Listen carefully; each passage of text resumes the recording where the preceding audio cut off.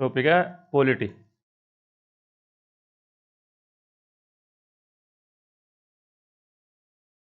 Polity की जो history शुरुआत हुई हमारे इसमें देश में कहाँ से शुरू हुई? सन 1773 रेगुलेटिंग एक्ट।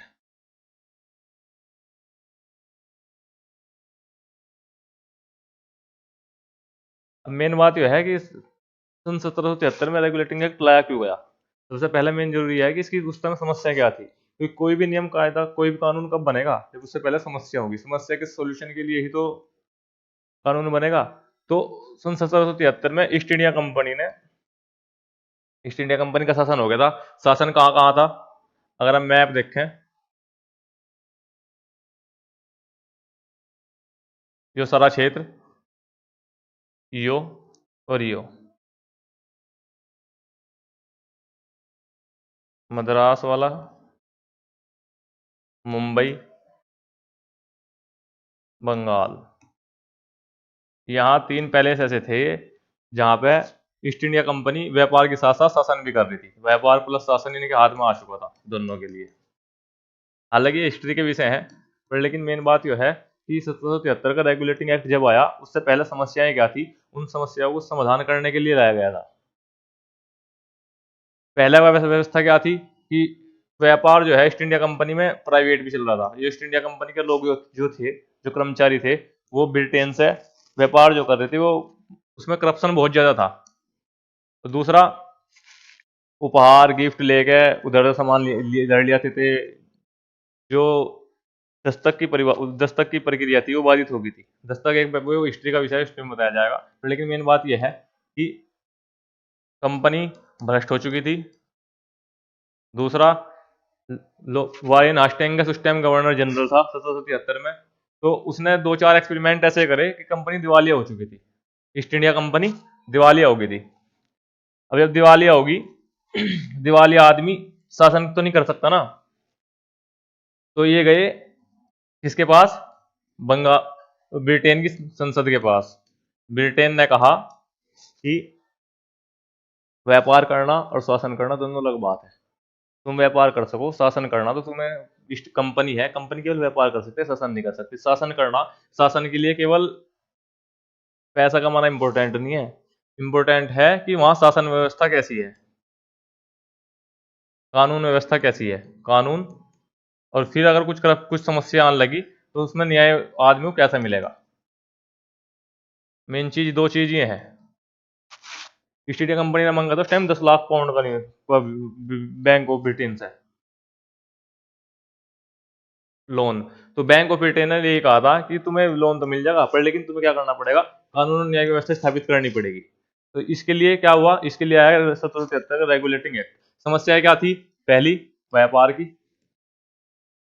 दूसरी, कानून व्यवस्था। तीसरी, न्यायिक व्यवस्था। ये तीन व्यवस्थाएं थी। इन तीनों पे ही जितने भी एक्ट आए उस टाइम के, सारे को निचोड़ यही है। यहाँ क्या था, वेस्ट इंडिया कंपनी के लोग क्या कर रहे थे, अवैध व्यापार कर रहे थे। तो पहला क्या लगा, इसमें आते ही अवैध व्यापार पर रोक लगी कि कोई भी व्यक्ति अगर किसी को ब्रिटेन से व्यापार करना, वो निजी नहीं करेगा, ईस्ट इंडिया कंपनी के माध्यम से ही होगा। दूसरा, ईस्ट इंडिया कंपनी के लोग क्या करते थे, यहाँ के राजाओं महाराजाओं से उससे क्या कर्मचारी जो थे उपहार ले लेते और उधर से सामान पहुंचा देते कि हम तो उपहार लेकर जा रहे हैं अपने घर। ऐसी ऐसी चीजें चल रही थी उधर से, मतलब भ्रष्ट थी। तो जितने भी भ्रष्ट के सारे रास्ते थे वे सब बंद करे गए, अवैध व्यापार पर रोक लगी। दूसरा क्या हुआ, उपहार लेने बंद करे गए। कानून व्यवस्था के लिए क्या हुआ, अब बंगाल का जो गवर्नर था वायन हास्टिंगस, इसे बंगाल, मद्रास और मुंबई जो मैंने दिखाई भी, तीनों को गवर्नर जनरल नियुक्त कर दिया। तीनों को गवर्नर जनरल नियुक्त कर दिया, किसे? क्यों गवर्नर जनरल बना दिया गया।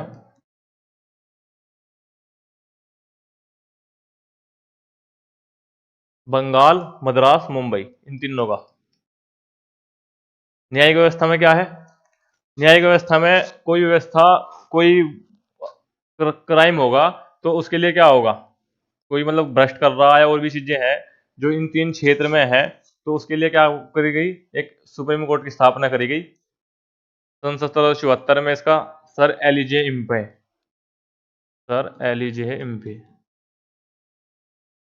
इम्पे इसके पहले जज बने, कलकत्ता में हुई अभी। क्वेश्चन ये भी आया कि पहली स्थापना कहाँ हुई थी एससी की, वो यहाँ हुई थी। पहले जज कौन बने थे, ये बने थे, किस एक्ट से बने थे, सन 1773 रेगुलेटिंग एक्ट से बने थे। सन कौन सा था, सन 1774। समस्याएं क्या थी, यो थी, यो थी, यो थी, बस ये तीन चीज थी। तो इन तीनों चीजों के लिए 1773 का रेगुलेटिंग एक्ट आया। लेकिन अब क्या हुआ, एक बार के में कोई भी समस्या का समाधान नहीं होता, समस्याएं लगातार बनती रही। जैसा कि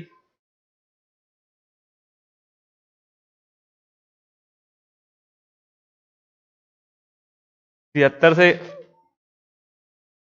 कानून व्यवस्था में, इसमें एक पॉइंट रह गया, कानून व्यवस्था में गवर्नर जनरल का तो बना दिया है, बंगाल बिहार, बंगाल का, मद्रास का, और प्लस कहाँ का, बंगाल का, मद्रास का, और तीसरा कहाँ का बताया मैंने, मुंबई। बंगाल के अधीन कौन कौन सी जगह थी, बंगाल में थे, बंगाल के कोर्ट में थे क्या, बंगाल, बिहार, उड़ीसा। इन तीन क्षेत्र को मिला के ये बंगाल प्रेसिडेंसी में तीन क्षेत्र आ रहे थे उस टाइम बंगाल, बिहार, उड़ीसा, ये तीन क्षेत्र आ रहे थे बंगाल में। अब बंगाल का, उससे पहले क्या था, बंगाल का गवर्नर जनरल अलग था, इन क्षेत्रों का अलग था। तो अब तीनों ने एक जगह बना बना दिए, पर लेकिन जो वहां के गवर्नर थे वो एक्ट मानने को तैयार नहीं हो रहे थे। और बार ज्यादा समस्या थी, क्योंकि इसमें कहा गया था उसमें ऐसा कोई लिखित में आदेश नहीं है 1773 रेगुलेटिंग एक्ट में। तो जो समस्या बन रही है एक, तो दूसरी समस्या क्या थी, जो एससी बनाया इन्होंने, पोर्टफोली करप्ट, क्योंकि कंपनी भी करप्ट है, कंपनी का काम क्या था, लूटना था भारत को लूटना। तो यह भी करप्ट थी, तो जो कर्मचारी थे वे इसके खिलाफ ही एससी में जान लगे थे कि ये हमारा ये नहीं हुआ, ये नहीं हुआ, इतना इन्हें वहां से हिस्सा मार लिया, ये चीजें होने लगी। तो फिर क्या, राजस्व में, राजस्व की जो है कि गलत तरीके से राजस्व इकट्ठा कर रही ईस्ट इंडिया कंपनी, तो एससी में इसके खिलाफ जान लगे। तो सबसे सबसे बड़ी समस्या क्या आई कि जो जो है, जो इन्होंने स्थापना करी, इन्हीं के लिए बाधक बन गई, दो होगी। तो इसके लिए आया फिर 1781 का सेटलमेंट एक्ट।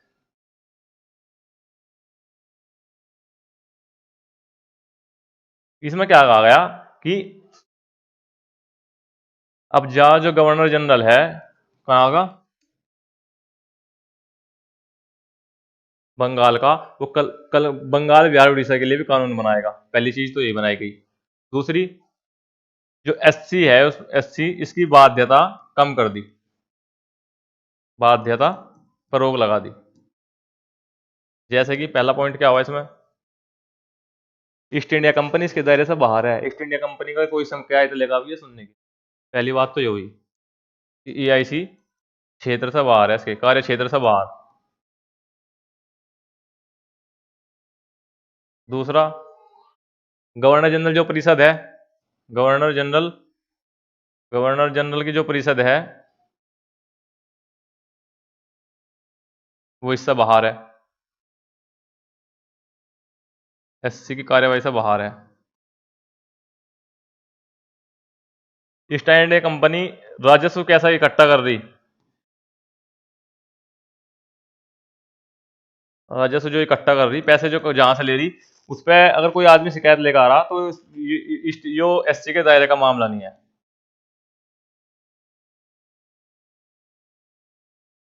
एससी से बाहर है।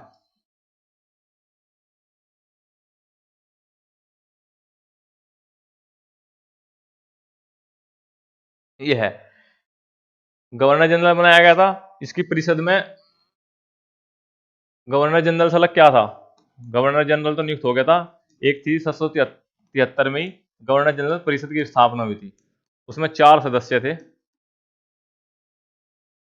और निर्णायक मत किसका था, गवर्नर जनरल का था निर्णायक मत। निर्णायक मत मतलब इनके उससे ही काम होगा,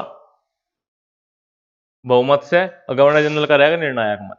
तो अब इसमें भी आपस में लड़ाई होने लगी थी, इनमें आपस में लड़ाई होने लगी थी गवर्नर जनरल परिषद में, कि दो इधर हो जाते, दो उधर हो जाते, निर्णायक मत उसके पास चला जाता, तो वो समस्या ही चल रही थी गवर्नर जनरल परिषद में भी। यहाँ तक चीजें समझ में आ रही। या कुछ चीज़ है जो ऊपर को जा रही? तो वाला समझ में आ रही पेपर में कैसा होंगे? एससी की बाध्यता है जैसे इसमें एआईसी के कार्य क्षेत्र से बाहर कर दी गई, गवर्नर जनरल परिषद की इसकी कार्यवाही से बाहर है। जैसे ये स्टेडियम कंपनी राजस्व इकट्ठा करेगी यो, तो यो कहाँ से पैसा इकट्ठा कर रही है एससी को कोई मतलब नहीं होना चाहिए, क्योंकि इनका काम भी क्या है, इसका काम भी भारत को लूटने का ही है। लोग कहाँ जा रहे थे, एससी में जा रहे थे, वो इन्होंने रास्ता कर दिया बंद कि एआईसी हर तरीके से हमारे कोर्ट से बाहर है। अगर कोई इस पे उंगली उठाएगा तो सुनवाई नहीं है। ये चीज हुई। अब आया 1784, 81 के बाद बना। अभी 2-3 साल अब क्या हो रहा, जो गवर्नर जनरल परिषद क्या देख रही, जो व्यापार भी देख रही और शासन व्यवस्था भी देख रही।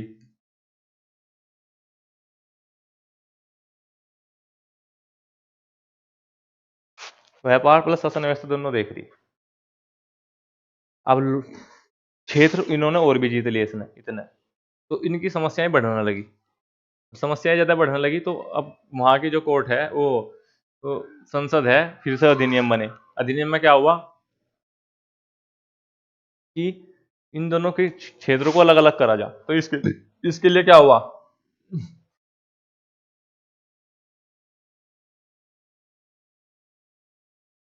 इसके लिए आया सन 1784 का एक्ट, फिट्स इंडिया एक्ट।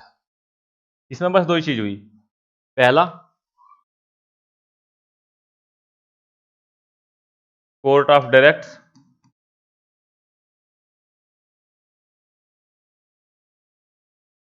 दूसरा बोर्ड ऑफ कंट्रोलर की स्थापना।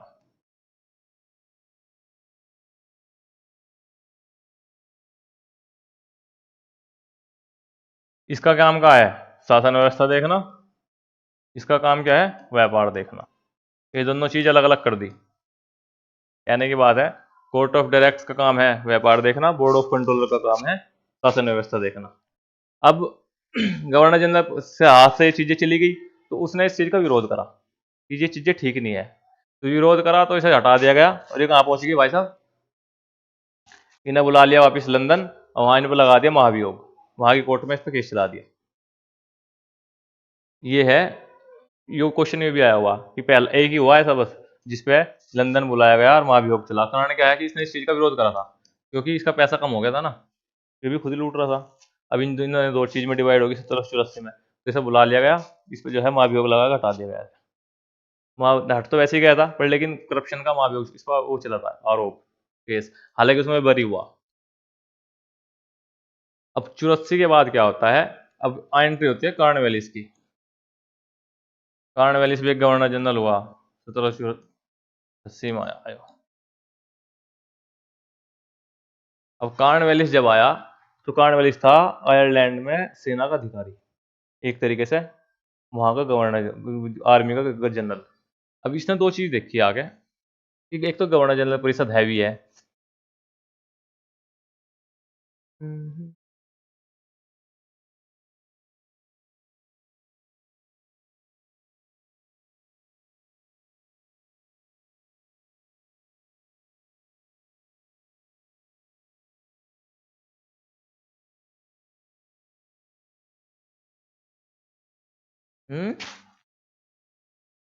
इसमें एक दो चीज हो रही थी 1780 में, जब बता रहा ना, इस पे एक मुकदमा चला था। तो इंग्लैंड में कोर्ट की भी स्थापना हुई थी ऐसे कर्मचारी के लिए जो इंडिया में भ्रष्ट कर दे, उनमें एक इंग्लैंड में एक कोर्ट की स्थापना। ठीक है, एक पॉइंट और था, वो पॉइंट है क्या, वो पॉइंट है,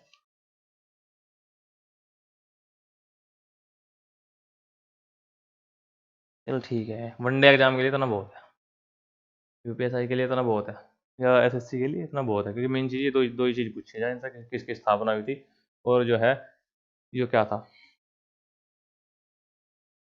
अब आ जाओ कार्नवालिस पे। कार्नवालिस की जब एंट्री हुई, ये कहाँ था, जो आयरलैंड में मतलब सेना का अधिकारी था। अब जब इसने आया तो इसने दो चीज देखी। पहली चीज क्या थी कि इससे गवर्नर जनरल का अपनी परिषद से मतभेद रहे, तो इसने क्या करा, भाई 4 सदस्य दो इधर हो गए दो इधर हो गए, तो इसका निर्णायक मत डलना। तो इसने क्या करा, इसने पहले तो ये कहा कि जो है इसी में हुआ था 1784 एक्ट में, गवर्नर जनरल के जो परिषद है इसके सदस्यों की संख्या घटा के 3 कर दी गई। कितनी कर दी? 3। अब लड़ाई नहीं होने की, जिधर 2 होंगे उधर वोट गिर जाएगी और गवर्नर जनरल का काम आसान हो जाएगा। अब तक क्या था, इस परिषद का जो महत्व था वो अधिक था, नहीं गवर्नर जनरल के, क्योंकि सब इसके अकॉर्डिंग हो रहा था। 1786 में यो जब कॉर्नवालिस आया तो इसने 2 ही शर्त रखी कि मैं जाऊं तो पावर में लूंगा अपने हाथ में, गवर्नर जनरल परिषद के हाथ में पावर नहीं रहनी चाहिए। तो 1786 का एक्ट आया। 1786 का एक विशेष एक्ट आया। 17 इसमें बस 2 चीज, कॉर्नवालिस पहला था जिसे पावर मिली थी। क्या पावर थी पहली पावर? विशेष स्थिति में गवर्नर जनरल की बात वैल्यू रखेगी, न कि परिषद की।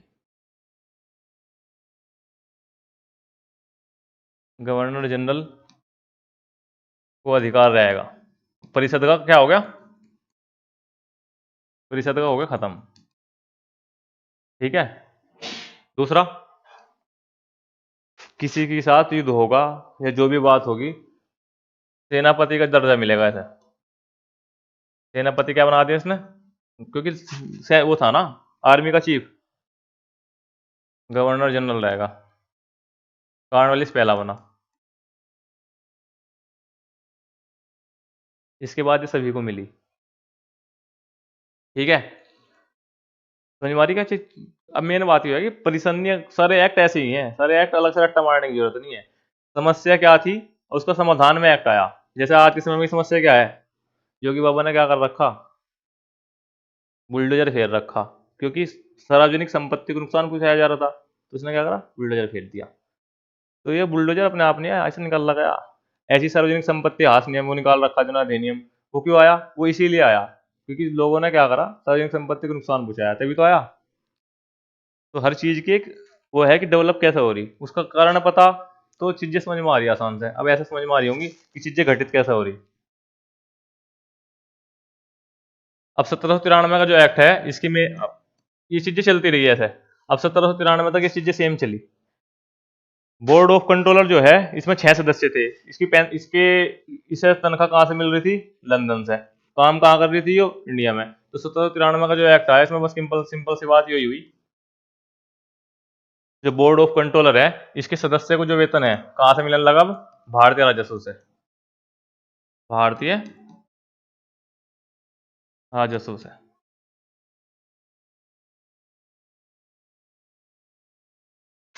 ठीक है, भारतीय राजस्व से वेतन मिलने लगा।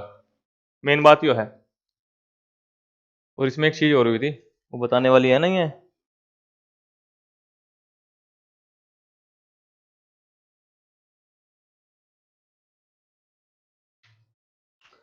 वो क्या है, जितने भी एक्ट बने, जितने भी एक्ट बने, इनकी जो व्याख्या करेगा वो कौन करेगा, एससी करेगा। 2 ही पॉइंट थे इसमें। एक तो जो बोर्ड ऑफ कंट्रोल के जो सदस्य हैं उन्हें भारतीय राजस्व वेतन मिलना शुरू हो गया। दूसरा, 1786 का एक्ट आया, 1784 का एक्ट आया, 1773 का जो एक्ट आया, इसमें जितने भी चीजें हुई, इनमें भी वकील का काम क्या है, लूप होल ढूंढ के उसका फायदा उठाना। तो वही बात, जैसे आज के टाइम में सारे कानून की व्याख्या कौन कर रहा, सुप्रीम कोर्ट कर रहा। तो वैसे ही क्या था, सभी कानून जितने भी अब तक पारित हुए या आगे होंगे, उनकी व्याख्या कौन करेगा, एससी करेगा। इसमें एक पॉइंट ये जोड़ा गया। दूसरा जो आज भी है भारत में, वो यहीं से है कि सबकी व्याख्या कौन करेगा, एससी करेगा। सभी कानून की व्याख्या कौन करेगा, आखिरी जो है वो एससी रहेगा। ये 1793 का एक्ट है। हर एक कानून 20 साल के लिए आया भारत में, हालांकि बीच बीच में अमेंडमेंट होते रहे। 1793 के बाद कब 20 साल कब पूरे हो रहे, 73 के बाद 93 में एक्ट आया। पर लेकिन बीच में 2 कानून क्यों आए, 84 का 86 का, क्योंकि इनकी जरूरत थी। 73 में जब कानून आया था कि 20 साल के लिए रहेगा 1793 तक। अब 93 के बाद कब आया अगला अगला कानून, वो आया कब, 1813। अब 1813 की अपनी अपनी समस्याएं हैं। इनमें अंग्रेजों में एक खास बात थी, ये कानून लंबे 20 साल के लिए बनाते थे बस, कि 20 साल में अगर पता चल जाएगा कि इनमें कमी क्या है। अब जैसे भारत में है, भारत में क्या है, कोई कानून बन गया तो बन गया, उसकी समय सीमा तय नहीं है। पर लेकिन एक कानून जैसे ये थी जम्मू कश्मीर वाली धारा, क्या नाम है, कौन सी थी? धनतर।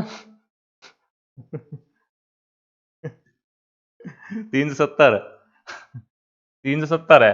अगर इसे समय सीमा देकर रखते ना ये तो आसान था। अब ये क्या है, गले की हड्डी बन गया, आतंकवाद बढ़ गया।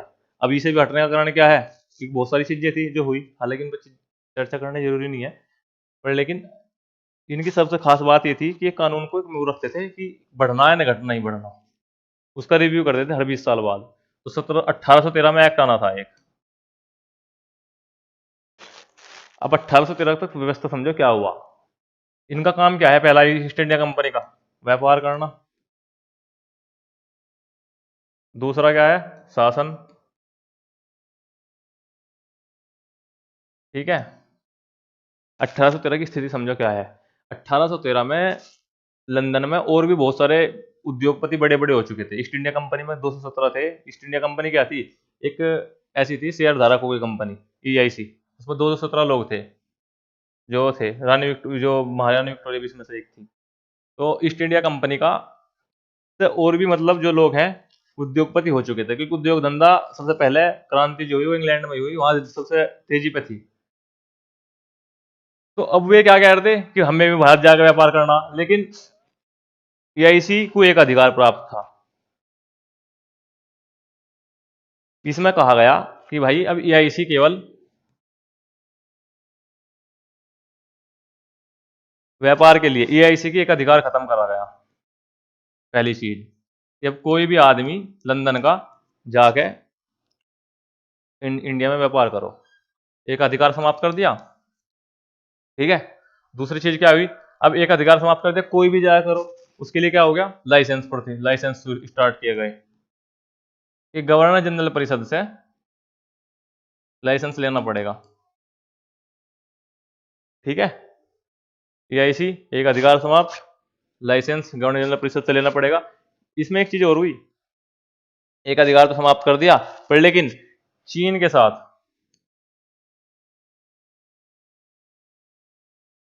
व्यापार और चाय का, चाय पे पता क्या है, इन पे ईआईसी को एक अधिकार बनाए रखा।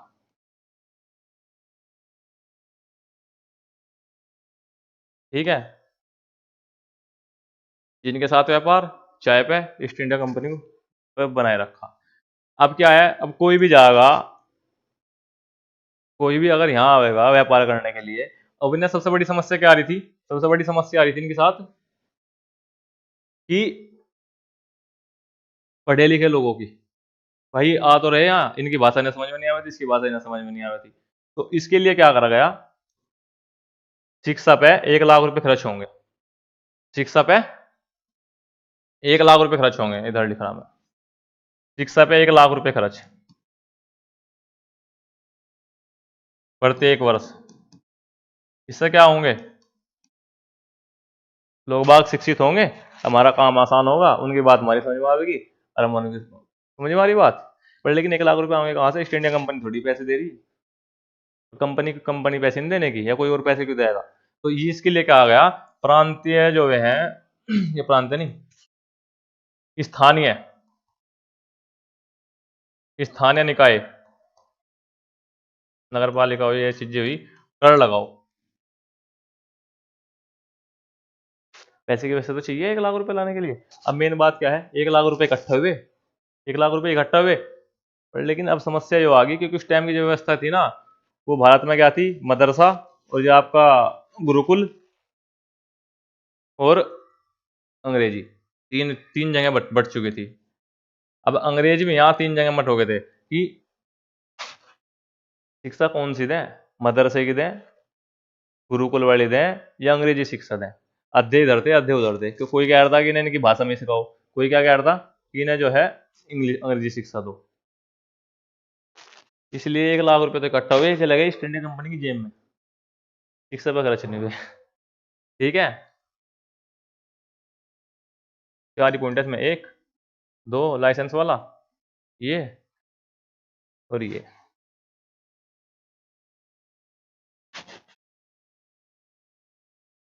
ला ला ला ला।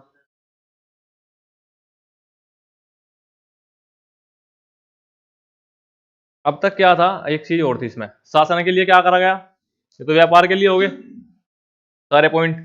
अब शासन के लिए क्या हुआ भाई, व्यापार तो कंट्रोल कर दिया इन्होंने, और भी चीजें मजबूत कर दी।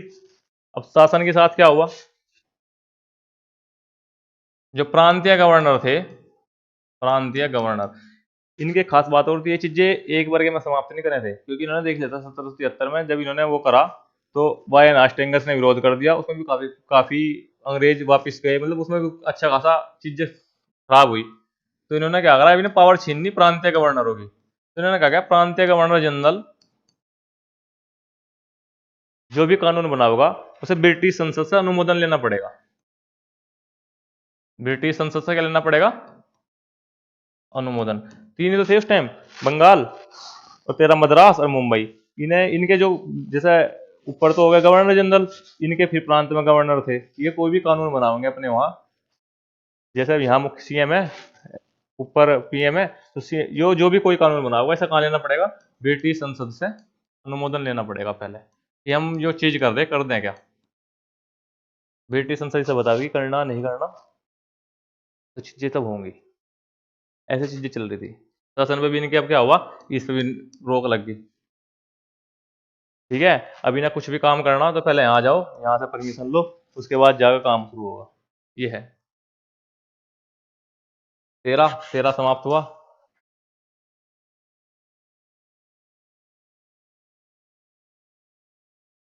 ठीक है, व्यापार हो गया, शासन हो गया। अब एक चीज हो रही कि वो कुछ भी कह सको उसके लिए, कोई कह रहा शिक्षा के लिए हुआ, कोई कह रहा किसी चीज के लिए हुआ। ईसाई में कन्वर्जन, भाई शिक्षा है, अंग्रेजी शिक्षा देनी इन्होंने स्टार्ट करी, तो उसके लिए क्या जरूरत था, ये ईसाई में कन्वर्जन करें। इसके लिए क्या आई भारत में, ईसाई मशीनरी। नहीं, ईसाई मशीनरी आई ईसाई धर्म के प्रचार के लिए। कोई तो कह रहा शिक्षा के लिए आई, इसमें भी मतभेद है। किसी का काम, कोई कह रहा क्या कि अगर ये ना आती, क्योंकि सबसे जो फ्री की एजुकेशन थी ना, तुम जैसा आज के समय में है,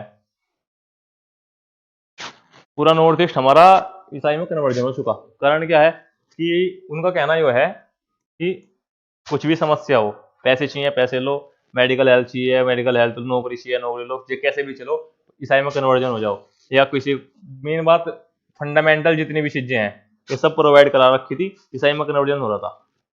किसी का जैसे हमारा नॉर्थ ईस्ट है, नॉर्थ ईस्ट सारा कन्वर्जन हो चुका इस चीज को लेकर। ये है, समझ वाली बात। ईसाई मशीनरी की शुरुआत कहाँ से हुई थी, धर्म प्रचार के लिए ईसाई मशीनरी को भेजी गई 1813 के एक्ट में। शिक्षा के लिए कह लो, क्योंकि शिक्षा इससे इन्होंने बेहतर करी, क्योंकि इन्होंने सबसे फ्री में शिक्षा प्रोवाइड करवाई उस टाइम। हालांकि महंगी शिक्षा थी, पर इन्होंने फ्री में प्रोवाइड करवाई, क्योंकि फ्री की चीज है तो फ्री की चीज फ्री में तो मिलने की नहीं, उसके लिए कुछ ना कुछ तो देना ही पड़ेगा। वही 1813 के बाद कब आ गए हम, 33। नींद आ गई क्या? लग रहा है ऐसे ही नींद आ गई होती है।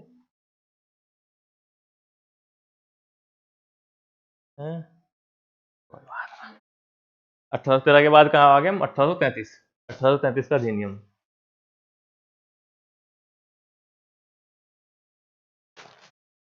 20 साल में इशू हुई। क्या क्या, पहला व्यापार, क्योंकि ईस्ट इंडिया कंपनी का काम क्या है, व्यापार करना। दूसरा शासन व्यवस्था। तीसरा, अब इसमें एक मेन बात ये हुई, इसमें सामाजिक सुधार जोड़े गए। कारण क्या था, क्योंकि जे एस मिल समाजशास्त्री, बेंथम, ये भारत में आगे स्टडी कर चुके थे, इन्होंने भारत की आगे वहां लोगों को उस समय बताई कि बहुत सारी ये हैं, तो इनकी वजह से यहाँ सामाजिक सुधार भी जुड़े, सामाजिक सुधार भी जोड़े गए। ठीक है, 33वां गवर्नर जनरल कौन है, लॉर्ड विलियम बेंटिक। एक दो तीन, तीन पोर्शन हो गए। कौन है, लॉर्ड विलियम बेंटिक। व्यापार की बात करें तो व्यापार में क्या करा इन्होंने, पहले व्यापार में क्या करा, एक, अधिकार पूर्ण रूप से समाप्त, पूर्ण रूप से समाप्त।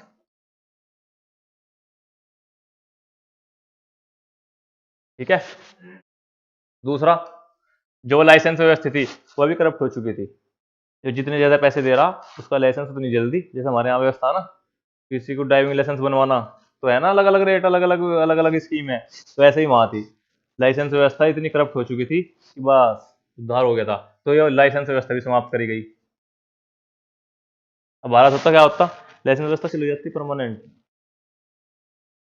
तो इसलिए 20 साल के लिए क्या करना थे, पॉलिसी को रिव्यू करना थे कि पॉलिसी में सुधार करने की जरूरत है या हटाने की जरूरत है। अरे बहुत जरूरी है। लाइसेंस व्यवस्था भी समाप्त कर दी गई, ये भी समाप्त कर दिया गया। अब कोई कहीं व्यापार करो टेंशन फ्री। शासन में क्या करा गया, बहुत सारे क्षेत्र पर लगभग 80% 70% भारत, 75% भारत पर कब्जा हो चुका था 1837 तक। बंगाली गवर्नर जनरल को आ गया भारत का गवर्नर जनरल, भारत का गवर्नर जनरल।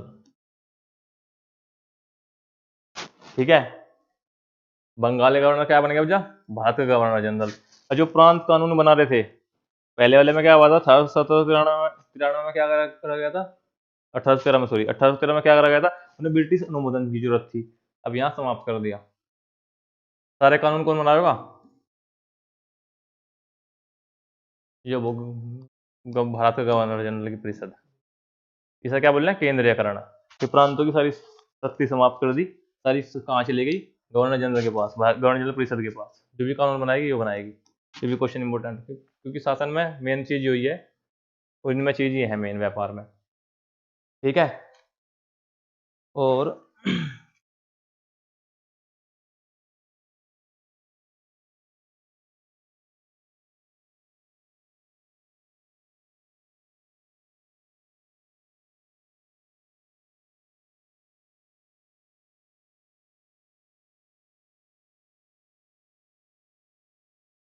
समाज सुधार में क्या आया, बताया ना मैंने तुम्हें। सामाजिक सुधार में क्या हुआ, सामाजिक सुधार में क्या हुआ, पहले दास प्रथा समाप्त हुई। ठीक है, भाई कोई कर किसी को दास नहीं बनाने का। दास मतलब पैसे देकर खरीद लेते कि भाई ये दास हो गया हमारा। हालांकि बहुत साल तक चली है, भारत आजाद होने तक चली है, अब तक चल रही भारत में, तो अब तक चल रही ना। उधर से लिया मैं, लोग बाग इधर ला के जो है चल रहा काम। दास प्रथा ये समाप्त करी गई। दूसरी चीज क्या थी, जो आर्टिकल 16 है भारत में, फिलहाल क्या है आर्टिकल 16, मतलब जाति, लिंग, इनके बेस पे आप किसी को नौकरी से निकाल सकते। धर्म, इनके बेस पे क्या करोगे, आप किसी को नौकरी से नहीं वंचित रख सकते। तो बता, 1833 में लिया थी अंग्रेज, जो यहाँ अब तक लड़ाई चल रही। ठीक है। तीसरी क्या चीज थी, ये हो गया, ये हो गया। हाँ? नहीं वो नहीं आएगी, वो तो बहुत देर बाद आएगी। जाति, लिंग, धर्म, दास प्रथा का अंत हो गया था इससे। ये हुआ। एक और था समाज सुधार में, क्या था,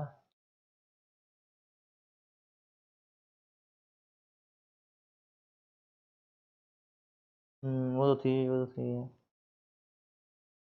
भड़का आ गया तो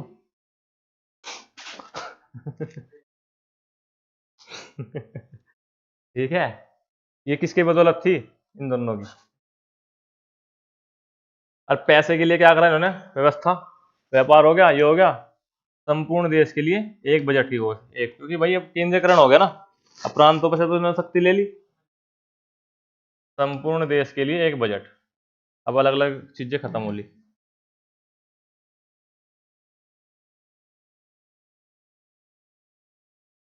इसमें एक चीज और जोड़ी गई थी, प्रतियोगी परीक्षाओं के लिए। पर लेकिन क्या हुआ, ईस्ट इंडिया कंपनी ने उसको विरोध कर दिया। सबसे पहले इसी में जोड़ी थी कि भाई जिसमें जितना टैलेंट हो उतनी बढ़िया नौकरी लेगा। ये जब इन्होंने साथ में जोड़ा ना, इसके साथ एक जोड़ी थी कि प्रतियोगी परीक्षाओं की जो है, जैसे कोई हम कर्मचारी रख रहे हैं उसकी परीक्षा लेंगे, प्रतियोगी परीक्षा। पर लेकिन क्या हुआ, ईस्ट इंडिया कंपनी ने इसका विरोध कर दिया, तो फिर इसमें से हटा दिया। अब जाएगा वो कब, अगला अगला एक्ट कब आएगा इससे? 53 में फिर रिव्यू होना आयो, तो फिर 20 साल बाद पहुंचो।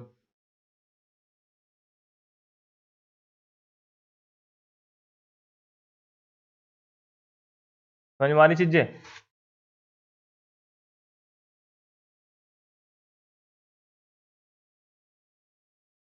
कोई भी चीज रट्टा मारने की नहीं है, समझने की जरूरत है कि चीजें ऐसा क्यों हुई, बस।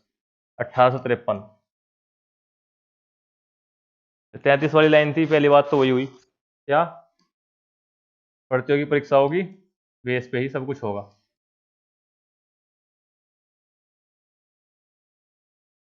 प्रतियोगी परीक्षा किसमें शुरुआत हुई, होनी थी 33 में हो, लेकिन इस टाइम भारत भी शिक्षित हो चुका था, 1853 में हुई।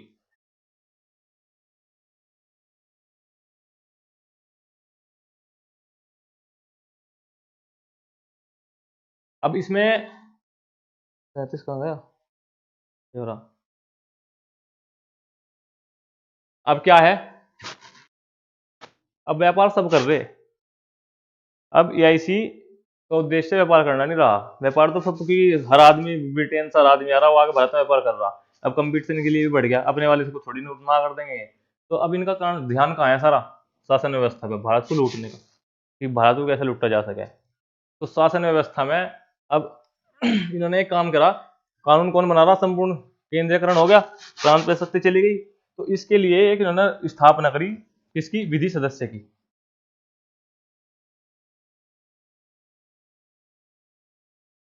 विधि सदस्य की, विधि मतलब समझ रहा, कानून, कानून के सदस्य जो कानून पे ना एडवाइस देगा कि भाई तुम्हें ये बनाना चाहिए या ये हटाना चाहिए, इसे पूरी नॉलेज रहेगी, ये ना सलाह बताएगा।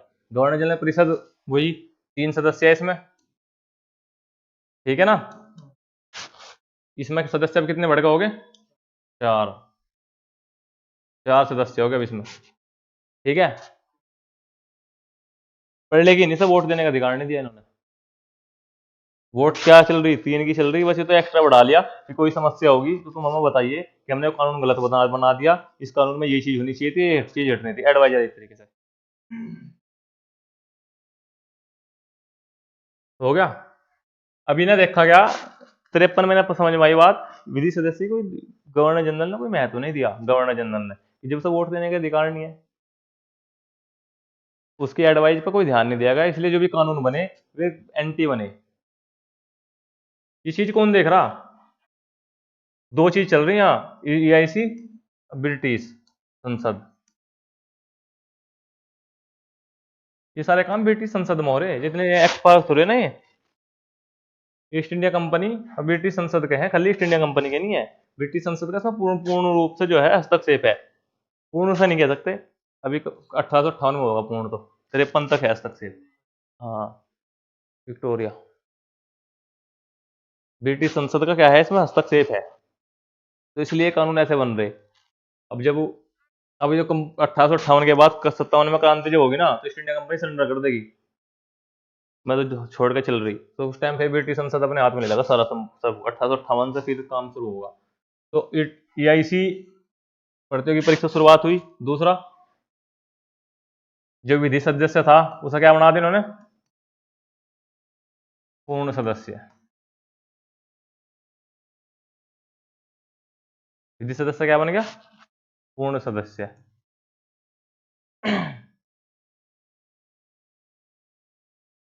इसमें एक चीज और हुई भाई, कानून व्यवस्था किस चीज के लिए है, कानून व्यवस्था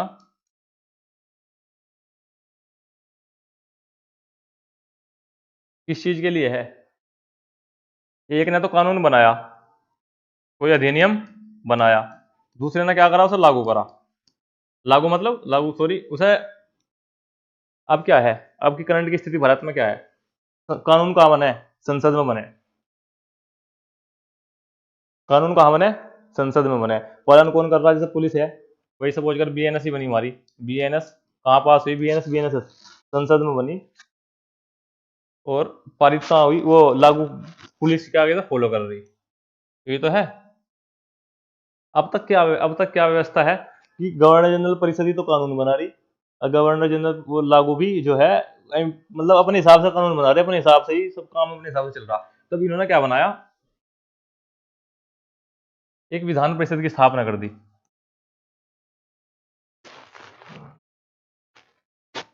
विधान परिषद तो क्या बोल रहे हैं इंग्लिश में? अरे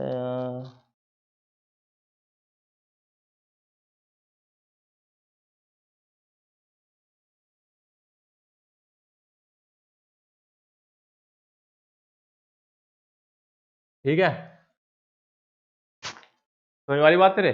विधान परिषद सदस्य कितने थे? सदस्य देख लो, सदस्य 12 सदस्य थे शायद, 12 ही सदस्य थे यहाँ, 12 सदस्य। इसका काम क्या है?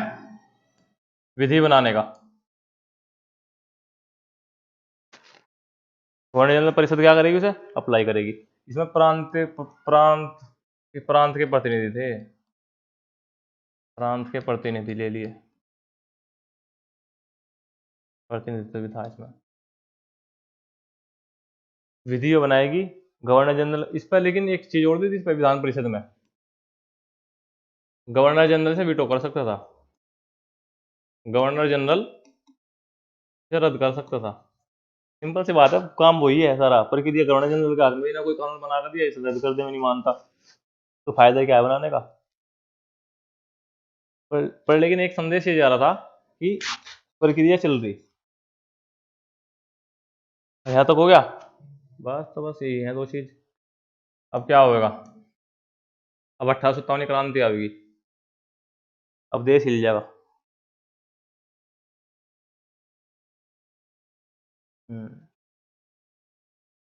इसके बाद क्या हुआ? 57 में क्रांति होगी, 1857 में क्या होगी? क्रांति। ईस्ट इंडिया कंपनी की भी पूरे देश में क्रांति हुई, लगभग साउथ को छोड़ के पूरे नॉर्थ एमपी तक पूरे में क्रांति हुई। तो क्या हुआ?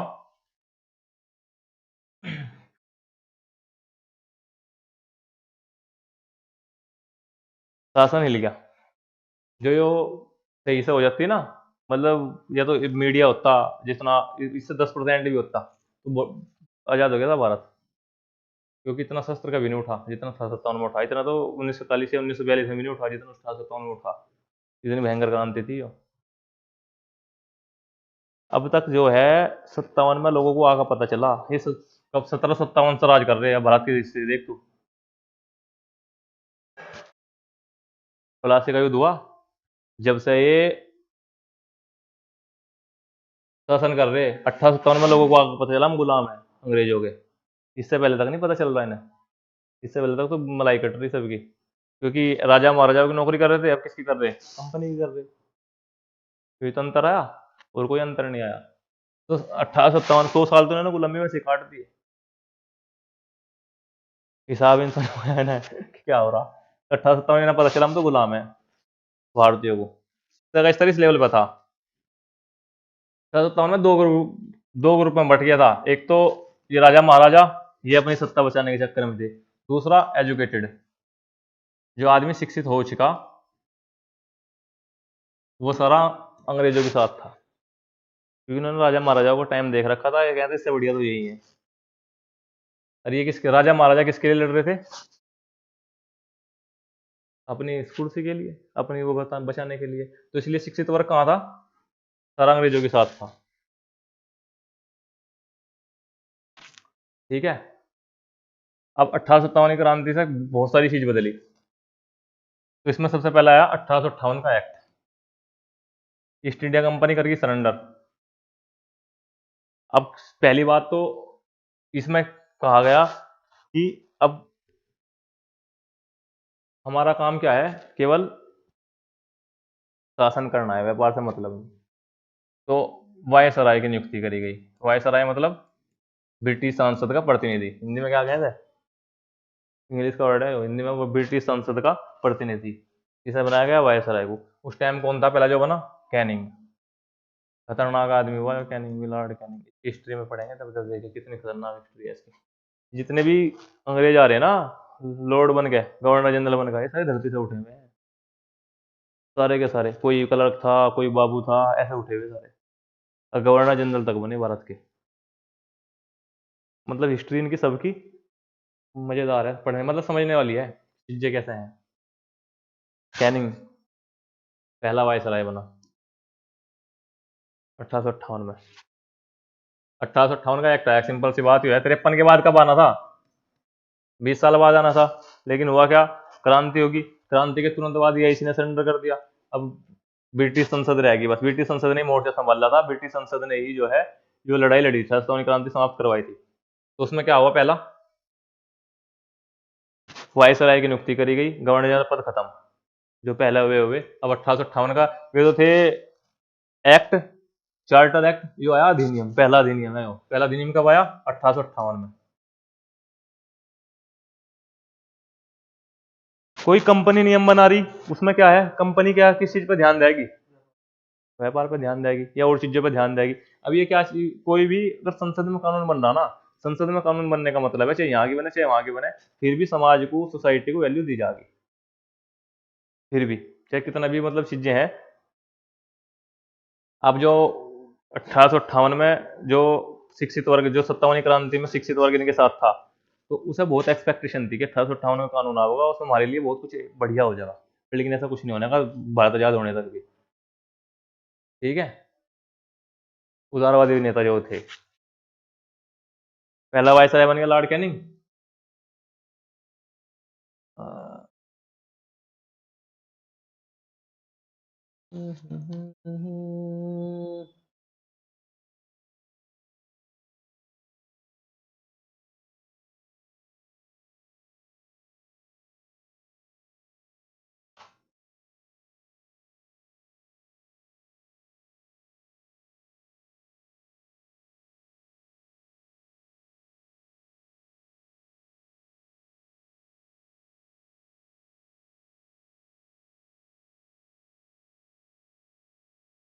ठीक है,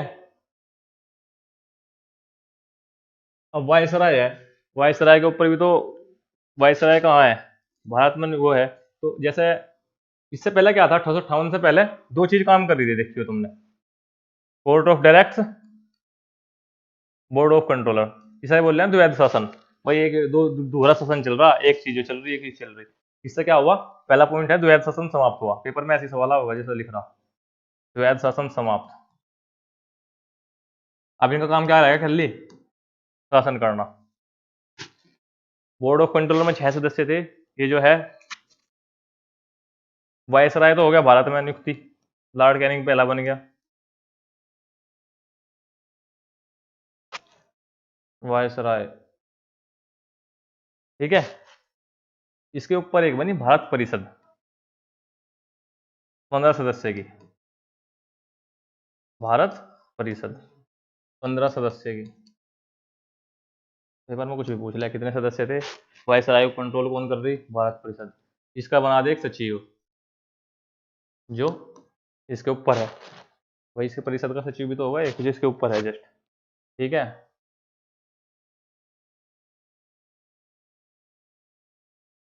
इसकी सहमति से ही वो भारत परिषद बहुमत से ही निर्णय लेती थी। पर लेकिन दो चीज एक ऐसी थी जिन पे इसके भारत परिषद में सचिव के पद वो थे। एक तो अर्थव्यवस्था, ये अर्थव्यवस्था में इसका डिसीजन फाइनल रहेगा।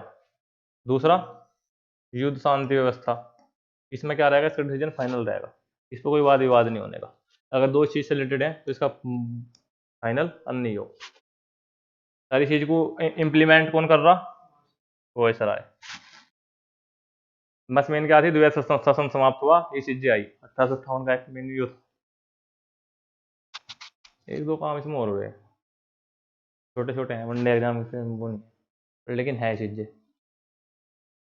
जैसे कि और क्या हुआ इसमें,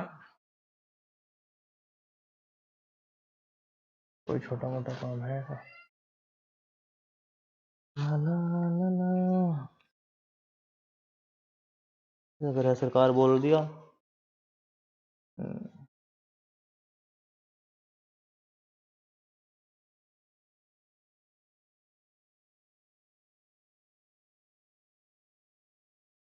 ठीक है, जैसे भारत परिषद को बोले थे गृह सरकार, होम गवर्नमेंट, गृह सरकार बोले थे भारत परिषद को। दो ही नाम थे इसके, भारत परिषद या गृह सरकार,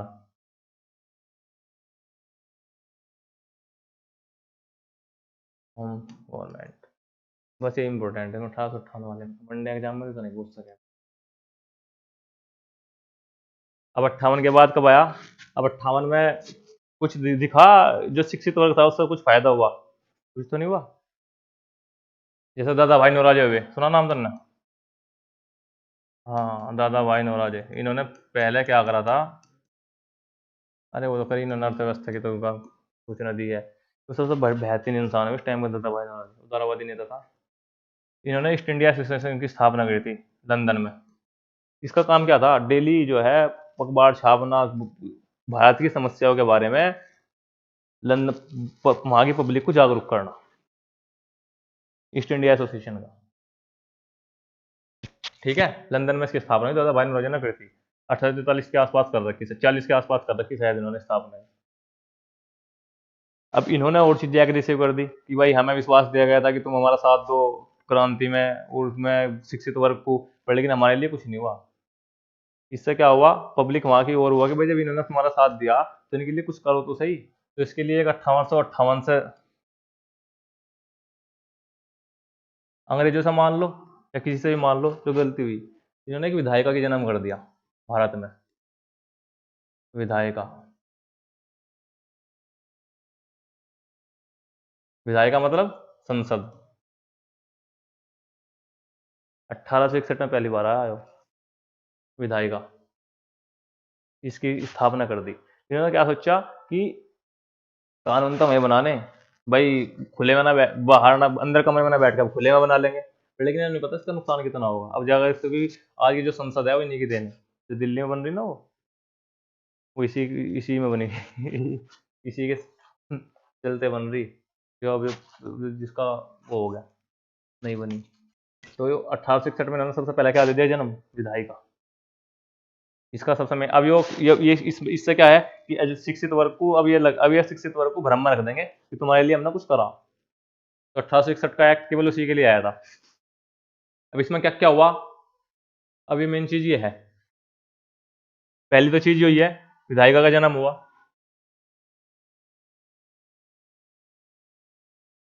सारी चीजें एक बार सीक्वेंस में बता दूंगा। एक तो ये होगी विधायिका,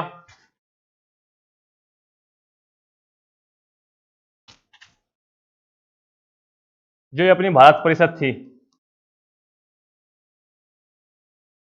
यही काम कर रही थी एक तरीके से विधायिका के भी। ठीक है, अब मेन बात क्या है?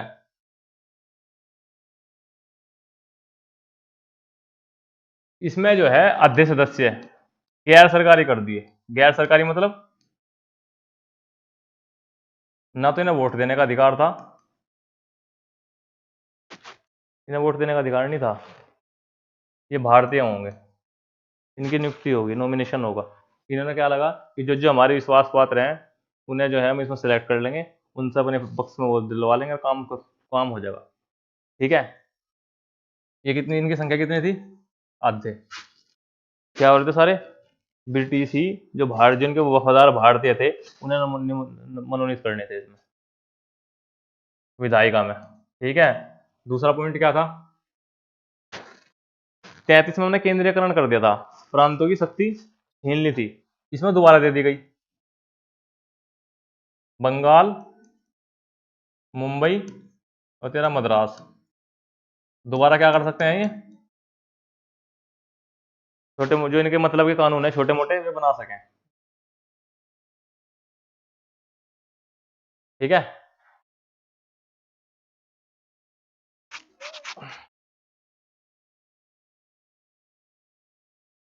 तीसरा क्या है?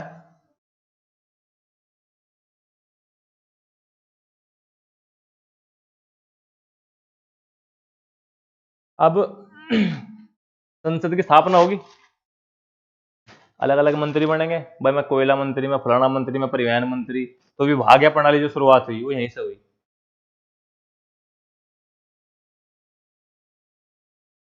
विभागीय प्रणाली जो शुरुआत हुई, तो क्वेश्चन इंपॉर्टेंट है भाई, जब संसद आई जब तो चीज आएंगी, विभागीय प्रणाली यहीं से आई। ठीक है, कि फला विभाग तेरा, शिक्षा विभाग तेरा, ये वाला तेरा, ये वाला तेरा। विभागीय प्रणाली यहीं से आई। एक चौथी चीज क्या आई, एक चीज हो रही थी इसमें, अध्यादेश। जो विभागीय प्रणाली है, विभाग कौन बटेगा, गवर्नर। जो एक बार सवाल में पूछा गया है, उस टाइम का वायसराय, ठीक है। क्योंकि ऑप्शन भारत परिषद का सचिव भी अगर लिखा हुआ, तो वायसराय के हाथ में था, कैनिंग के, कि कैनिंग ने इस टाइम तो 61 में कोई और हो गया था। विभागीय प्रणाली में कौन कौन विभाग दे जाएंगे, चौथा पोर्शन कौन किसका है।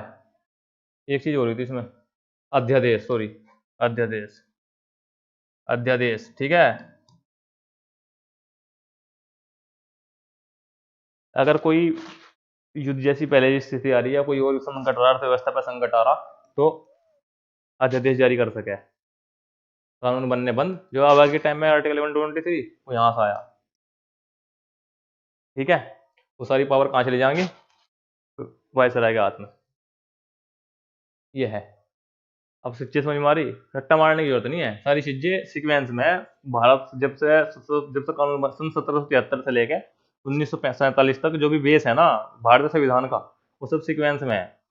अब ये क्या करेंगे, 1935 तक जितने अधिनियम बन जाएंगे ना, भारतीय संविधान क्या करेगा, 80% तो नहीं की कॉपी कर देगा।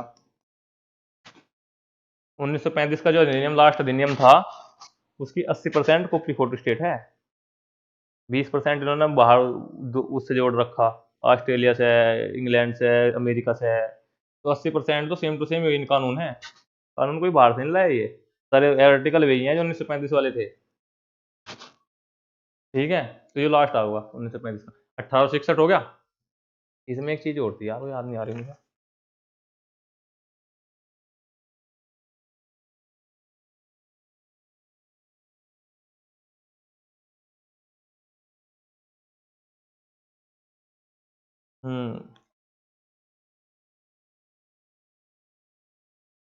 जो वायसराय है, जो क्या कर सके, नए राज्य स्थापित कर सके, नए राज्य, क्योंकि अब देश हो गया बहुत बड़ा, इनमें चीजें बढ़ी हुई थी। बंगाल में इस टाइम पूरे भारत में कब्जा है इनका, बंगाल, ये मेन मेन मेन मेन ही स्टेट थे, बहुत बड़े क्षेत्र हो गए थे, तो ये भी एक समस्या थी खंड की। तो नए राज्य स्थापित की, नए राज्य स्थापित कौन करेगा, वायसराय, ठीक है। और उसके फिर गवर्नर जनरल नियुक्त करेगा, ये प्रक्रिया थी। इसमें 3 नए राज्य बने फिर, 61 में आया ना अधिनियम में, 61 के बाद 66, 67, 68 के आसपास 3 राज्य बन रहे। पहला बना पंजाब, नया राज्य, फिर बना संयुक्त प्रांत जो हमारे वाला आयो, तीसरा फिर बना मध्य प्रांत। ये 3 है ना राज्य, राज्य बनाए। सबसे पहले 66 में बनायो, फिर 67, 69 के आसपास बन रहे निचले वाले, ठीक है। इसी की देन है सारी 1861 वाला अधिनियम, लग गया।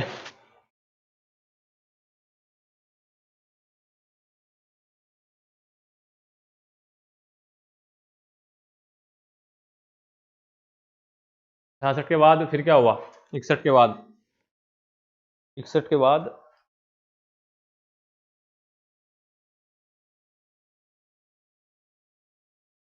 विभागीय प्रणाली को मंत्रिमंडल व्यवस्था भी कहें, ठीक है। 1861 का अधिनियम में चल रही ना चीजें, विभागीय प्रणाली को कहें मंत्रिमंडल व्यवस्था भी कहें। गवर्नर जनरल परिषद में सदस्य 6 से 12 हो गए थे, और बहुमत गैर सरकारी सदस्य कितने होने थे इसमें, आधे से अधिक। एक क्या थी, बंगाल, बिहार, उड़ीसा को कानून बनाने का फिर से वो मिल गया मौका। इसे बोल रहे हैं विकेंद्रीकरण कब शुरू हुआ, क्योंकि जो 1833 वाले एक्ट में हुआ था केंद्रीकरण, अब वो कहीं में बदल गया, वो विकेंद्रीकरण में, नीचे तक मतलब कानून पहुंच रहा। अब 61 के बाद जो है, अब परिस्थिति बहुत चेंज हुई। पहली परिस्थिति तो ये चेंज हुई कि कांग्रेस की स्थापना होगी 1885 में, ठीक है। अब ये भी अपने थोड़े बहुत, हालांकि एवं ह्यूम ने कृति अंग्रेज ने, इसकी मानसिकता कुछ और थी। इसकी मानसिकता क्या थी कि भारतीयों को बहकावे में रखना, कि हम उनके लिए कुछ कर रहे। पर लेकिन उदारवादी इस पे कंट्रोल कर लेंगे। अब उदारवादी जब कंट्रोल कर लेंगे तो ये अपनी मांग रखनी शुरू करेंगे, क्योंकि सारा क्या है इसमें शिक्षित वर्ग है टोटल। एक घटना हुई थी लॉर्ड रिपन के टाइम में, इल्बर्ट बिल। इल्बर्ट बिल आया था। इल्बर्ट बिल में क्या था, इल्बर्ट बिल जो एक उसकी कर रहे थे बात कि हम समानता की बात कर रहे हैं कि हम सब समान हैं, ये वो चीजें। तो इल्बर्ट बिल में क्या था कि कोई भी जज हो वो किसी की भी सुनवाई कर सके कोर्ट में। बाई चांस क्या हुआ कि एक हिंदू जज बन गया, मतलब काला बन गया। उस टाइम तो अपार्थाइड पॉलिसी थी, ब्लैक क्या बन गया अपना एक इंडियन बन गया जज। अब जैसे उसकी कोर्ट में कोई वो आया क्रिमिनल, वो था अंग्रेज, तो उनने कह दी मैं इनजस्ट से फैसला नहीं मानने का, कि हमारे गोरों का फैसला भारतीय कैसा कर सके। तो इस पर विवाद हो गया। ये क्या है, इस पे इन्हें भी अंग्रेज जो शिक्षित भी था, इन्हें भी मौका मिल गया कि जो है जब तुम समानता की बात करो, क्वालिफाइड है तो तुम्हारा जज दे सके जजमेंट। पर लेकिन इल्बर्ट बिल में क्या हुआ, यो कैंसिल कर दिया। गोरों का निर्णय गोरो ही लाएंगे, काले का निर्णय ब्लैक। इंडियंस का जज जो है, इंडियंस का डिसीजन तो वे दे सके, पर लेकिन उनका डिसीजन, और कोई क्रिमिनल उनमें से है तो उनका डिसीजन इंडियन जज नहीं देने का, ये वापिस हो गया। तो इस चीज को लेकर जो भारत के शिक्षित थे इसमें और वो हुआ कि भाई हमारी एक तो संख्या बढ़ाओ। कितनी संख्या है इनकी, 10 गवर्नर जनरल परिषद में, वायसराय परिषद में। ये एक तो ये चीज बढ़ाओ, और दूसरी बात हमारे लिए और कानून करो। तो इसके लिए आया 1892 का एक्ट, जो केवल इन्हीं के परिसर में था जो उदारवादी थे। एक तो 1885 वाला, और जो शिक्षित वर्ग था वो समझ चुका था कि खेल कुछ और है, ये हमें दिखा रहे पर लेकिन वास्तविकता कुछ और है। तो इस चीज में इन्होंने तो इसके लिए सबसे पहले जो मेन चीज है ये हुई, संख्या बढ़ाकर 10 से 16 कर दी गई। ठीक है, गवर्नर जनरल की जो परिषद थी इसमें संख्या, ओ भारत परिषद सॉरी, संख्या बढ़ाकर 10 से 16 कर दी गई। दूसरा कारण क्या हुआ इसमें, अप्रत्यक्ष चुनाव शुरू हुआ।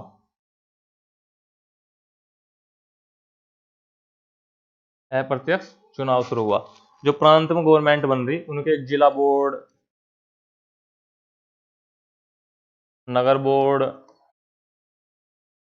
जिनके चेयरमैन है, ये इसमें वोट डाल सके थे। प्रांत की जो कार्यकारिणी जो उनके लिए कानून बना रही उसके लिए। चीजें समझ में आ रही है कुछ, और वो बताऊं दोबारा। ठीक है, युवा तीसरा कारण क्या हुआ, सारा खेल पैसे का था। वो जो केंद्रीय बजट बन रहा कि यो यूज कैसा हो रहा, तो इन्हें कहा गया तुम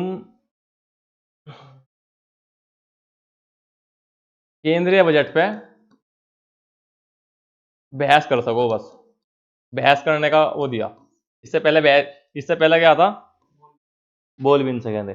बहस करने का अधिकार दिया, ना तो कोई वोट का अधिकार दिया गया, no vote, no supplementary question. ठीक है, ये तीन चीज हुई इससे। पहली ये बजट पे दिया गया, ये सब उदारवादी के कारण है, शिक्षित वर्ग की इनका जो प्रेशर था कि ये चीजें हमें चाहिए। दूसरा ये हुआ है प्रत्यक्ष चुनाव प्रणाली, दूसरा इसमें विस्तार कर देगा। ठीक है, 1892 का एक्ट। कारण क्या था, पूछ लिया कारण भी, बड़े पेपर में पूछे, वैसे वनडे में तो यही पूछा है कि 1892 एक्ट से क्या क्या हुआ, ये हुआ। इसके बाद क्या हुआ,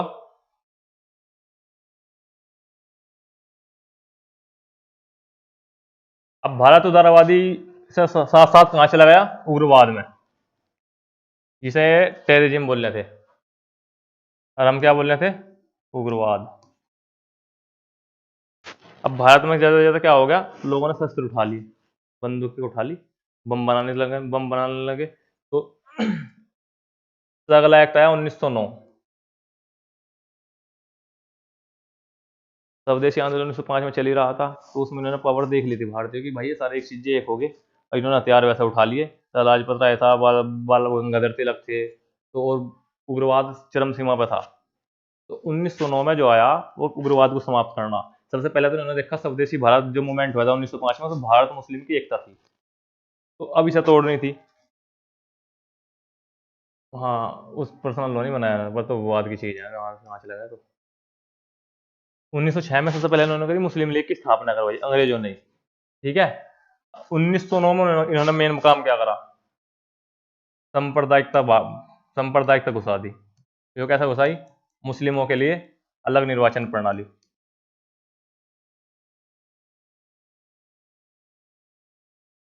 मुसलमान मुसलमान को वोट देगा, हिंदू हिंदू को वोट देगा। जहां मुसलमान का बहुमत है वहां मुसलमान को ही टिकट होगा, जहां हिंदू का बहुमत है वहां हिंदू को टिकट होगा, ठीक है। इसी चीज इन्होंने घुसा दी अप्रत्यक्ष चुनाव में भी। दूसरा, 1909 में क्या हुआ, इससे क्या हुआ, भारत मुस्लिम डिवाइड हो गए, इनका बेनिफिट हो गया। दूसरा क्या हुआ 1909 में, जो 16 संख्या थी वो केंद्रीय कार्यकारिणी में, वो कर दी 60। पूछा है, नंबर भी पूछा है, वह कितनी थी, 16 से कितनी कर दी, 60 कर दी। गैर सरकारी सदस्यों का बहुमत ही बना रहा, 32 तो रहे गैर सरकारी सदस्य। और जी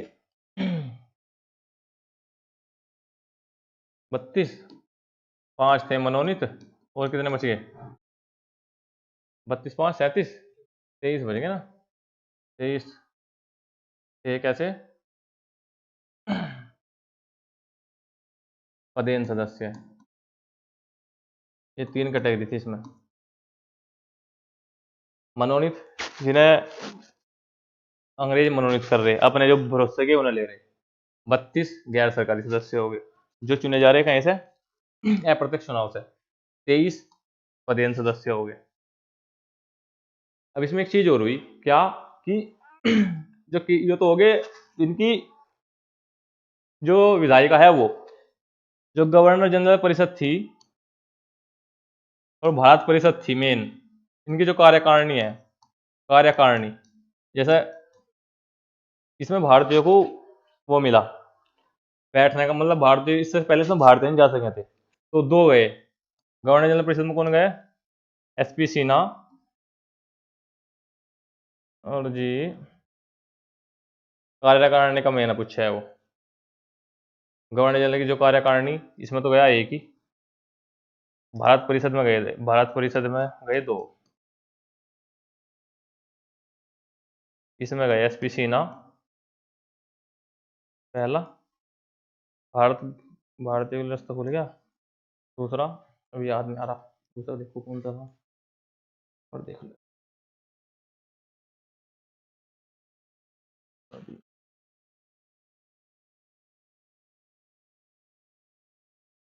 केसी गुप्ता बिलग्रामी, ठीक है। केसी गुप्ता गवर्नर जनरल में तो गया था एसपी सिन्हा, इसमें गया था केसी गुप्ता और बिलग्रामी। पहला केसी गुप्ता, दूसरा सैयद बिलग्रामी, सैयद बिलग्रामी, ठीक है। भारत परिषद का भी अंत हो गया, गवर्नर जनरल परिषद में इन दोनों में चले गए। ये 3 के मेन काम थे, यो उग्रवाद को तोड़ने के लिए, यो, और तीसरा यो। इसमें जैसे ये केंद्रीय परिषद थी, ऐसी ही क्या थी, प्रांतों की परिषद थी, क्योंकि प्रांत अब जो स्टेट का काम कर रहे, तो उसमें क्या था, उसमें शासकीय बहुमत समाप्त कर दे रहे हैं, शासकीय बहुमत समाप्त। मेन चीज ये है 1909 में शासन व्यवस्था को, ये चीज क्यों बढ़ी, क्योंकि एक तो स्टेट बढ़ रहे थे, दूसरा उदारवादी और उग्रवाद। अब क्या हुआ, अब पढ़े लिखों का समूह क्या हो गया, ज्यादा हो गया, और वो समाज को शिक्षित कराने लगे, तो लोग वाग इनके विरोध में आ गए। जिन्होंने शिक्षा दी थी ना, वो इनकी एंटी होगी। तो भारत की आजादी मेन आई ना, जितने भी उस टाइम केवल 10% लोग मान लो एजुकेटेड थे जनसंख्या के, 10 भी नहीं थे, 10 से भी कम। जब आजाद हुआ जब 10% थे जो अंग्रेजी शिक्षा से थे, उनकी वजह से भी लोगों को जाकर समझाए थे, उनकी वजह से क्रांति आई थी। जैसे उग्रवाद हुआ है, उग्रवाद भी नहीं की देन, जैसे बाल गंगाधर तिलक वाला, लाला लाजपत राय, विपिन चंद्र पाल हुआ, ये मेन जो है उग्रवादी, इनकी वजह से चीजें चली है। अब 1909 फिर रिव्यू करने के लिए 1919 का एक्ट आया।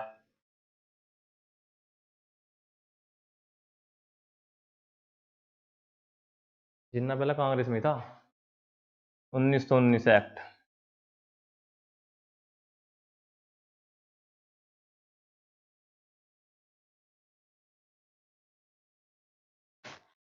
उन्नीस सौ उन्नीस में भारत बिल्कुल अलग ही हो चुका था। मतलब इन्हें अपने पता चल गया था हमारे अधिकार क्या क्या हमें मिल क्या रहे, सारी चीजें बिल्कुल स्पष्ट क्लियर हो गई थी। सबसे पहला तो 1917 में 1914 से 1918 तक क्या क्या चला, वर्ल्ड वार चला फर्स्ट। इसका बहुत इफेक्ट है इस पर, वर्ल्ड वार पहला चला।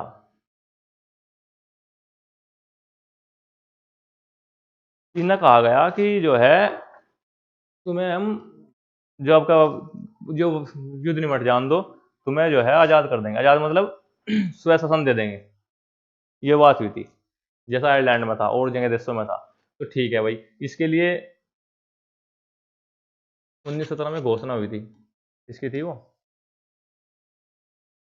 तो महात्मा गांधी ने भी युद्ध के लिए ब्रिटेन को जिताने के लिए इनकी ब्रिटेन आर्मी में लोगों को भर्ती कराए। उन्होंने कहा भाई अब तो आज़ादी में स्वय शासन मिल जाएगा, उससे ज़्यादा बढ़िया कुछ नहीं है। तो जो है अब 18 में युद्ध जीत गए। जीतने के बाद ब्रिटेन ने, क्योंकि भारत जो है ब्रिटेन की तरफ से लड़ा था, अब 19 का एक्ट आया। भारतीयों को, जो महात्मा गांधी को बल्कि सभी को जो है बहुत सारी उम्मीद थी कि अब हमारे पक्ष में चीजें होंगी, क्योंकि हमने जो है ब्रिटेन को बहुत बड़ी जीत दिलवाई थी भी। भारत की वजह से जीतता था ब्रिटेन। भारतीय मुस्लिमों ने भी जो है तुर्की जैसा देश पे, जो इनका खलीफा थे, उसके अगेंस्ट जाकर हमला करा था। मतलब अपने खलीफा के तुर्की टाइम का जो मेन था, तुर्की था ना।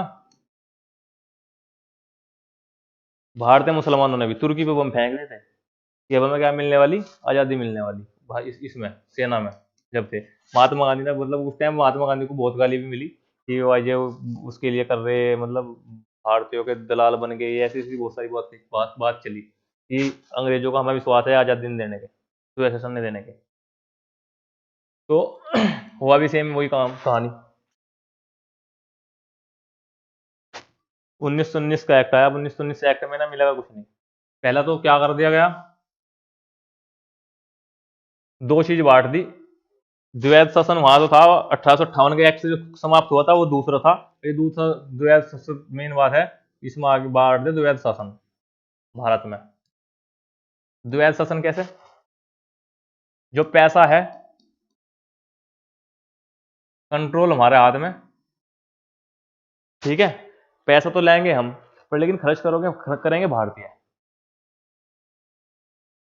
खर्च कौन करेंगे, भारतीय। जैसा कोई वाणिज्य है, रेल, आर्मी, जो मेन मेन चीज थी, जहां जहां से पैसा आ रहा, ट्रेन से आ रहा, व्यापार, बिजनेस, टैक्स आ रहा, पैसा तो लेंगे हम। अब भारतीयों के लिए क्या छोड़ दिया, शिक्षा। ये शिक्षा पे पैसा खर्च करो तुम, कि पैसे हम देने के नहीं, पैसा हम नहीं देने के, तो फिर क्या हुआ, खर्च होने का नहीं। वही वाली भी उसमें पहला पहला बात हुई थी कि पैसा तो इकट्ठा हो गया, पर लेकिन झोलमोल कर देंगे कि इससे भारतीय को ये बना रहेगा कि शासन तो हमारा चल ही रहा, भाई आई तो रहा, खर्च तो हम ही कर रहे, पर लेकिन ऐसा बोल रहे हैं क्या, दो चीज बोल रहे हैं, एक तो आरक्षित विषय, एक हस्तांतरित विषय। जहां से इनकम हो सके थी वो तो रख ली ना अपने हाथ में, उसका आरक्षण कर दिया। जो जहां पैसा खर्च होना था उसे बांट दिया ना हस्तांतरित। स्कूल हो गया, मेडिकल की सेवाएं होंगी, जहां से समाज का हमारे भला हो सके था, तो डाल दी उन्होंने हस्तांतरित में। और जहां से ना पैसे की इनकम थी वो डाल दी उन्होंने आरक्षित आरक्षित में।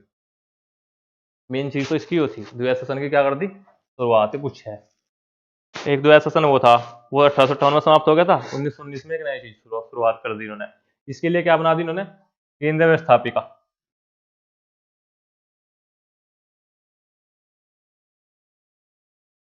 जिसे हम आज के टाइम में लोकसभा राज्यसभा कह रहे हैं। एग्जैक्ट क्या कह रहे थे,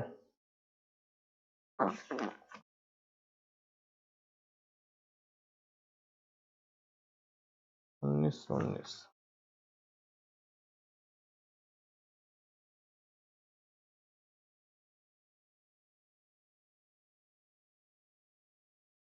क्या हुआ,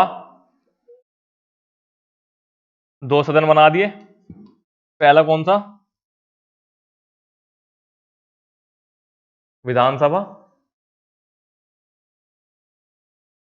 144 सदस्य जो आज की लोकसभा, कार्यकाल 3 वर्ष। केंद्रीय विधान परिषद, परिषद ही बोल रहे क्या था, राज्य परिषद जो आज की राज्यसभा। इसमें सदस्य कितने, इनका कार्यकाल कितना, 5 साल का। सिंपल से बात है, 2 सदनात्मक व्यवस्था शुरुआत कर दी। इसका पैसे पे कंट्रोल है, ऐसा खर्च करना। भाई ने क्या करा, हमें अपना शासन चाहिए, क्योंकि 1917 में मांटेग्यू की घोषणा हुई थी। मांटेग्यू घोषणा में कहा गया था कि तुम हमारा राजा वो कर देंगे, स्वेच्छा दे देंगे। और स्वेच्छा देखने ने कैसा क्या करा, इस पर हमारा कंट्रोल है, इस पर जो है खर्च करना, इन पर कंट्रोल है। 2 चीजों बांट दिया, आरक्षित विषय, हस्तांतरित विषय। केंद्रीय राज्य परिषद का कार्यकाल 5 साल, 144 सदस्य इसके। ये जो चुने जा रहे हैं, कहीं से चुने जा रहे हैं, प्रत्यक्ष चुनाव से। अब भारतीयों को क्या मिल गया, वोट देने का अधिकार मिल गया। ये चीज समझ रहा कहां से शुरू हुई है, प्रत्यक्ष चुनाव, विधान परिषद, केंद्रीय परिषद कहां से आई, क्योंकि वर्ल्ड वार फर्स्ट हुआ। वर्ल्ड वार फर्स्ट में जब ब्रिटेन घुटनों पर आ गया था, तो ब्रिटेन ने वादा करा था लोगों से, भारतीयों से, कि तुम हमें जितवा दो किसी तरीके से, और जो जीतने के बाद हम तुम्हें आजाद कर देंगे।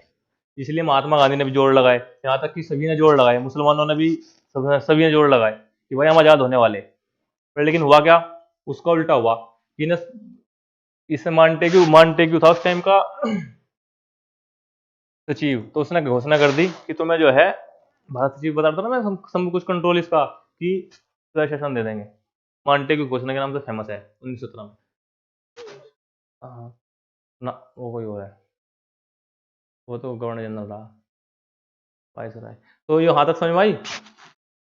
अब शासन क्या दिया इन्हें, कि भाई तुम्हारी विधानसभा बना तो दी, करो पैसा खर्च, पैसा खर्च करेंगे। पैसे के लिए क्या बांट दिए, आरक्षित विषय, हस्तांतरित विषय। आरक्षण हमारे पास है, हस्तांतरित तुम्हारे पास है, जितना जितना साइन करके निकाल दो। पैसे क्योंकि देने के नहीं है, इसके लिए भी उन्होंने शर्त रख दी, वो बाद की विषय है, बड़ी चीज है वो, डीपली में जाने की जरूरत नहीं है। ये क्या है, चुनाव चाहिए थे, क्योंकि ये लोग वो क्या देख रहे थे, इन्होंने प्रत्यक्ष चुनाव की, डायरेक्ट चुनाव की बात कर रखी थी, ये हमें डायरेक्ट चुनाव चाहिए, प्रत्यक्ष चुनाव चाहिए। प्रत्यक्ष चुनाव दे दिया इन्हें, आय के रूप में, जिसकी 10% से अधिक आय है, और जिस अर्थव्यवस्था में इसका योगदान है, वो चुनाव में भाग लेगा। पर लेकिन सारी चीज क्या है, ये फर्जी है, इनका फायदा कुछ नहीं होने वाला। ठीक है, एक चीज और हुई थी इससे,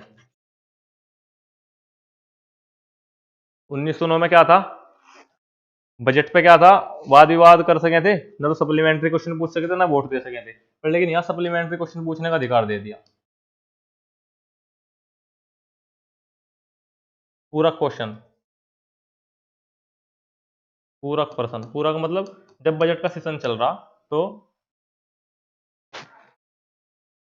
बजट का सेशन चल रहा है ना, ये भी नहीं पूछने का अधिकार था तुम इसका ऐसा करोगे क्या, उन्होंने बताया इस तरीके से, तो वो इन्होंने क्वेश्चन आंसर कर, फिर उधर से क्वेश्चन आंसर आया, समझ रहा, या अतिरिक्त सवाल सप्लीमेंट्री के तरीके से, इस तरीके से समझ लो। ठीक है,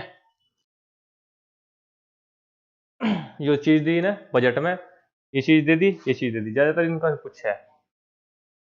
द्वैध शासन किससे लगा, 1919 से। यो केंद्र के में लगा था, यो राज्यों में भी लगा था। यो ऐसी व्यवस्था सेम केंद्र और राज्य जितने भी थे, दोनों में कर दी, केंद्र राज्य दोनों में। प्रांत, राज्य मतलब प्रांतों में, क्योंकि पेपर में तो प्रांत आया लिखा, राज्य तो बाद में कहना शुरू करा हमने।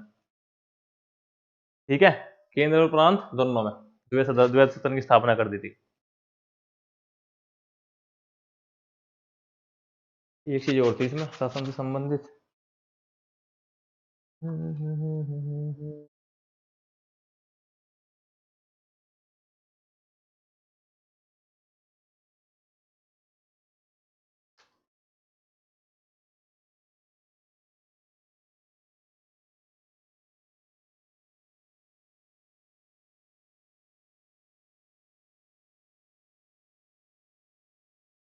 इसे इन्होंने नाम दिया उत्तरदायी शासन। इसका उत्तरदायित्व, क्योंकि इनका कहना यह था कि अपना भारतीय पे छोड़ दिया उत्तरदायित्व, अपनी जो है व्यवस्था तुम अपना आप देखो, हालांकि बिना पैसे के, पैसा तो लेंगे हम, पर उत्तरदायित्व देगा तुम्हें, तुम ही, क्योंकि यो व्यवस्था यो देख रहा था। ठीक है, उत्तरदायित्व शासन के नाम दे दिया। और जो मेन ये हो गया, अब मेन चीज क्या है, उग्रवाद अभी भी है। उग्रवाद को समाप्त करने के लिए ना पता चल गया, जो 1906 में काम करा था, वो 1909 में काम करा था, मुस्लिम भट्टा था, अभी उन्होंने उसको और विस्तार कर दिया, ठीक अलग कर दिए। सांप्रदायिकता का मतलब कि भाई जैसे उसमें क्या था कि मुस्लिमों के वोट होते हैं, ऐसे ही इनसे सिख भी अलग कर दिए और चीजें बांट दी। सांप्रदायिकता क्या कर दिया, विस्तार कर दिया। पहली बार कब आई सांप्रदायिकता, जब इसमें क्या कर दिया, विस्तार, क्योंकि तो बढ़िया चीज है ना, होगी। डिवाइड एंड रूल का क्या कर दिया, और बढ़ा दिया और हिस्सों में बांट दिया। एक चीज हो रही थी इसमें, हाँ, जो भारत सचिव था,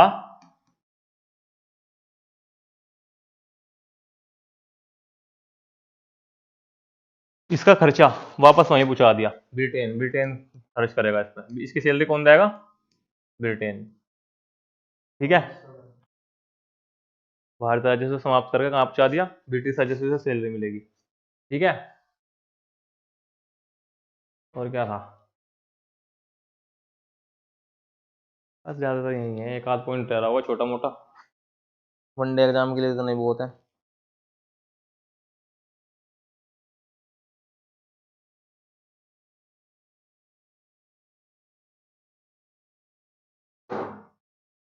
हाँ, जो द्वैत शासन है ना, इसका जनक कौन था, डायरकी, लायनस डायरकी, इसका पूरा नाम लायनस डायरकी था।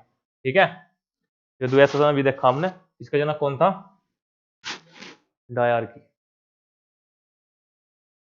बस 1935 का वह रह गया अधिनियम, जो 80% सेम टू सेम है, वो भारत संविधान से लिया हुआ आज। और 1947 भारत बंटवाने वाला, भारत के बंटवारे का।